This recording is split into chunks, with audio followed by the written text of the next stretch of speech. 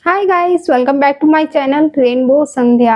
आज के वीडियो में हम बात करने वाले हैं इमोशंस की, कि अपने इमोशंस को बाहर निकालना क्यों ज़रूरी होता है हमें, और हम कैसे एक हेल्दी वे में, हेल्दी तरीके से अपने इमोशंस को बाहर निकाल सकते हैं। तो इमोशंस को बाहर निकालने के लिए मैं केवल 2 रास्ते आपसे शेयर करूँगी इस वीडियो में, जो कि पर्सनली मैं खुद भी यूज़ करती हूँ अपने इमोशंस को बाहर वेंट आउट करने में। पहला जो तरीका है वो है लिखना, दूसरा तरीका है रोना। पता है, एनी फ्रैंक की एक बुक है the diary of a little young girl.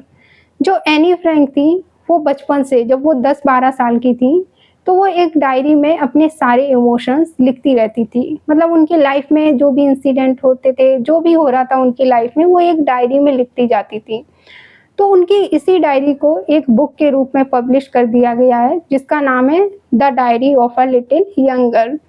इस बुक में एनी फ्रैंक ने एक बहुत ही अच्छी लाइन मेंशन की है कि पेपर एक बहुत ही अच्छा गुड लिसनर होता है, क्योंकि वो आपकी सारी बातें ध्यान से सुनता है।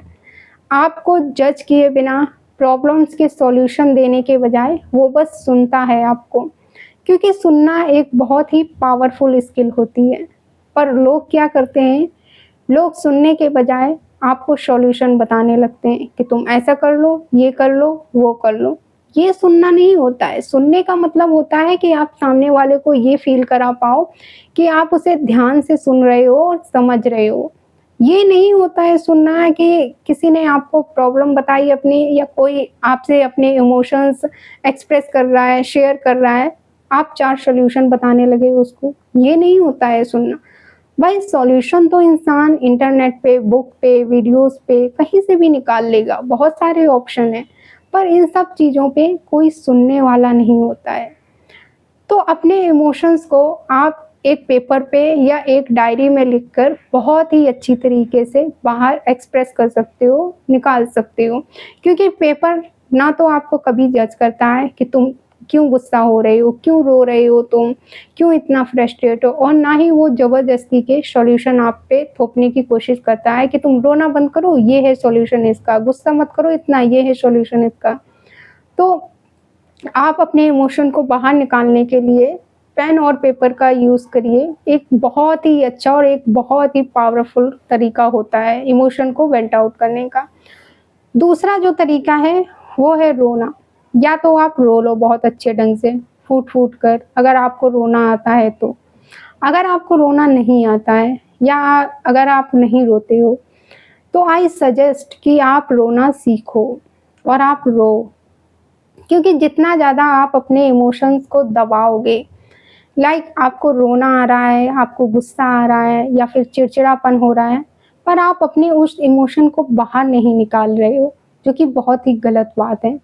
अपने इमोशन को बाहर निकालना बहुत बहुत ज़रूरी होता है, वरना फिर वो आपको ही नुकसान पहुँचाता है। फिर वो चाहे किसी भी तरह का इमोशन हो, पॉजिटिव से पॉजिटिव या नेगेटिव से नेगेटिव, उसको हेल्दी वे में बाहर निकालना है। किसी पे चीख के, चिल्ला के, या किसी पे गुस्सा करके, या किसी को मार-पीट के अपने इमोशन को बाहर नहीं निकालना है। ना तो आपको खुद को हर्ट करना है और ना ही किसी और को हर्ट करना है, वर्बली या फिज़िकली किसी भी तरीके से।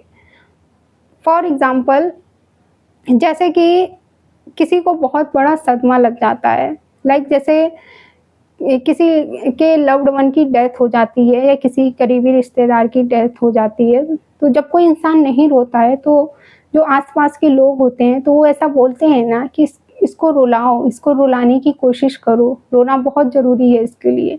क्यों बोलते हैं ऐसा?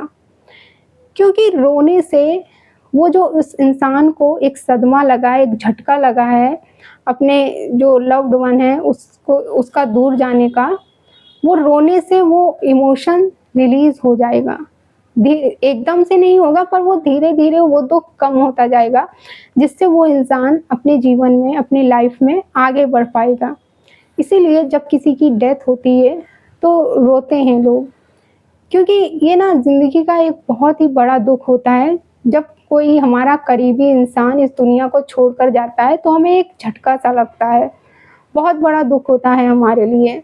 अगर हम रोएँगे नहीं, तो हम उसी इंसान की यादों में उस अपने उन्हीं पुराने दिनों में उलझे रहेंगे, उसी जगह स्टक रहेंगे और लाइफ में कभी आगे नहीं बढ़ पाएँगे। इसलिए रोने से वो जो इमोशन है, वो जो दुःख है, वो धीरे-धीरे कम होता जाता है। सो इसलिए रोना बहुत ज़्यादा ज़रूरी होता है, क्योंकि जितना ज़्यादा आप अपने इमोशन को दबाओगे, उतना ज़्यादा वो धीरे-धीरे आपकी हेल्थ को नुकसान पहुँचाएगा और जैसे-जैसे आपकी हेल्थ खराब होगी, वैसे ही आपके ऊपर इम्पैक्ट पड़ने लगेगा। आपका किसी काम में मन नहीं लगेगा या फिर आप लेज़ी हो जाओगे, आपको लोगों से मिलने-जुलने में प्रॉब्लम होने लगेगी, सोशल गैदरिंग में आप ऑकवर्ड फ़ील करोगे बहुत, हर इंसान के साथ आपको ट्रस्ट इश्यूज़ होने लगेंगे। तो इसलिए अपने जो इमोशन हैं, उनको एक्सप्रेस करना, वेंट आउट करना बहुत ज़्यादा ज़रूरी होता है। अगर आप किसी इंसान के साथ कर रहे हो, मतलब अपने जो इमोशन हैं, वो आप किसी इंसान के साथ शेयर कर रहे हो, तो शेयर करने से पहले आप ये देखो और सोचो, क्या वो इंसान ट्रस्टवर्दी है आपके लिए?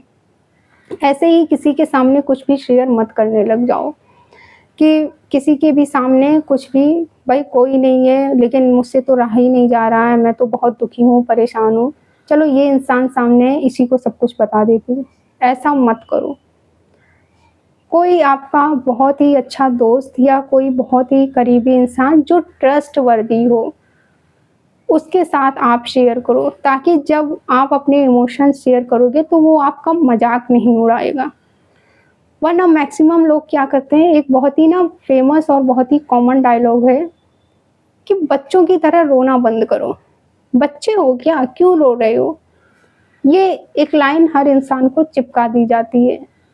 तो इसलिए आप एक डायरी में अपने जो इमोशन है उनको लिखना शुरू करो कि आपके मन में, आपके दिमाग में क्या चल रहा है, लिखो उसको। इससे ना आपके जो इमोशंस हैं और वो जो एनर्जी है, उसको एक रास्ता मिल जाता है।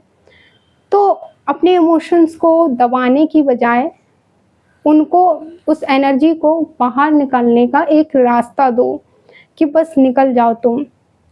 फिर चाहे वो लिख कर या रो कर या फिर पिलो को मार-पीट के, किसी भी तरीके से फ़र्क नहीं पड़ता, बस वो आपके अंदर से बाहर निकल जाना चाहिए। इसलिए अपने इमोशन को बाहर निकालना बहुत ज़्यादा ज़रूरी है। कंडीशन सिर्फ़ इतनी सी है, ना तो आपको हर्ट होना चाहिए और ना ही किसी और को हर्ट होना चाहिए, वर्बली या फिज़िकली किसी भी तरीके से। सो इस वीडियो को यहीं एंड करते हैं, मिलते हैं हम फिर नेक्स्ट वीडियो में।